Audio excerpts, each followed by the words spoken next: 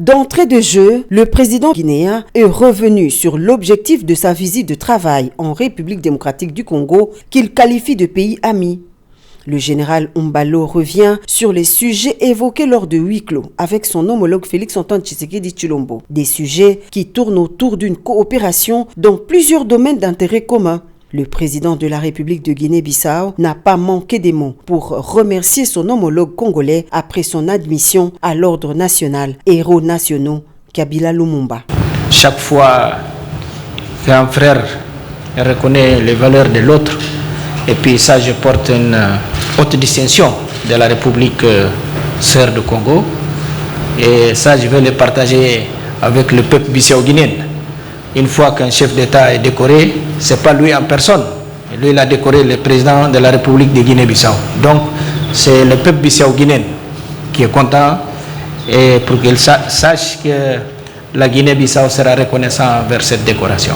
Un honneur pour le président Félix-Antoine Tshisekedi Tshilombo qui évoque le parcours similaire et un idéal commun qui caractérise les deux pays. La visite de son homologue est un souhait qui se réalise au bénéfice du rapprochement des deux peuples autour d'un idéal commun, la paix en faveur du continent africain. Je suis panafricaniste dans l'âme et donc moi quand deux nations africaines se rapprochent, c'est pour moi toujours du pain béni.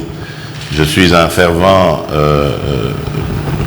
activiste de la cause de la zone de libre-échange continentale et je suis convaincu que le jour où l'Afrique deviendra vraiment cette zone de libre-échange, on parlera de nous autrement. Évidemment, il faut qu'on se débarrasse de certaines tares comme celles que nous connaissons, avec des pays qui se comportent encore comme dans les années 60, lors de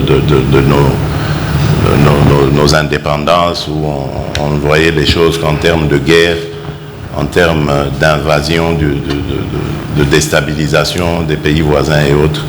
C'est des choses que nous devons bannir en Afrique. Les deux chefs d'État s'engagent en faveur de l'ouverture dans les prochains jours des représentations diplomatiques dans leurs pays respectifs. Une commission mixte composée des délégués de deux pays sera mise en place pour y travailler au plus vite.